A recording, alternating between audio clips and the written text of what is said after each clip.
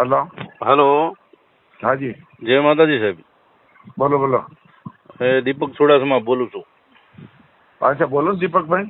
કેમ છો? અરે આનંદ છે મિત્ર, બોલો બોલો. હા, હવે એક સાહેબ વાત કરવી છે અમારા બોલો ને. સમાજની.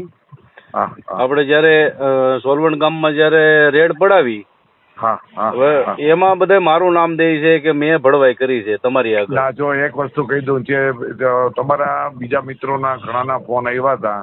બધાને મેં બહુ સારી રીતે કીધું કે દીપક ચુડાસમાનો એક પણ પ્રકારનો રોલ નથી. એમને કોઈ મને માહિતી આપી નથી. અમારે બેયને 3-4 મહિનાથી 5 મહિનાથી કોઈ વાતચીત નથી થઈ. અમે કોઈ જાતનો મોબાઈલ, ટેલિફોનિક કે કોઈ પણ જાતની અમે કે રૂબરૂ પણ મળ્યા નથી. એમનો એક પણ પ્રકારનો રોલ ન હોવા છતાં માત્ર ને માત્ર તમારા અમુક અંગત વિરોધના કારણે જ તમારું નામ ખોટે ખોટું ઉપસાયું છે. આ સિવાય એમને કોઈ મતલબ નથી. માત્ર તમારી પ્રતિષ્ઠાને હાનિ કરવા માટે જ એવા લોકો છે તમારું નામ ઉછાળ્યું છે. બાકી તમે સંપૂર્ણ નિર્દોષ છો. હવે એમાં શું છે, આખા સમાજને 2-5 જણા જે રાજકોટના રહ્યા ને એ મારા વિરોધમાં ભડકાવે છે ને આખા સમાજને મારા વિરોધમાં કર્યો છે. હું નિર્દોષ હોવા છતાં સાહેબ.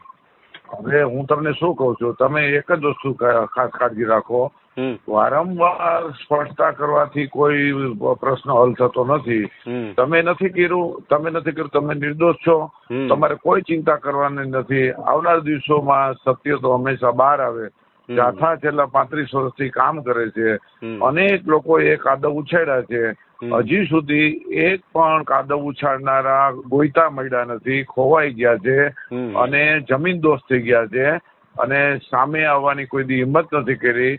તો આવા તત્વો હોય છે એને ન જવાબ આપો, ન ખુલાસો આપો, ઈ જ એનો જવાબ છે. પછી બરાબર છે, આટલું જ કરો. બાકી કોઈ વસ્તુ કરવાની જરૂર નથી.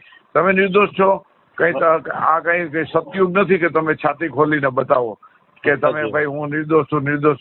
એવો આ સમય નથી. આ કળિયુગ છે. એટલે જે મિત્રોએ કર્યું હોય એને મુબારક છે. બરાબર. અને જેટલા લોકો સત્યને નજીક હશે એને તમારી વાત સાચી લાગશે. જે લોકો સત્યની નજીક નહીં હોય એને સાચી નહીં લાગે. અને એનો કોઈ ઉપચાર કે દવા નથી એને મનાવવા માટે. કારણ કે રાગ દ્વેષ પ્રેરિત હોય એ ક્યારેય પણ પોતાનો અહમ છોડી શકતા નથી.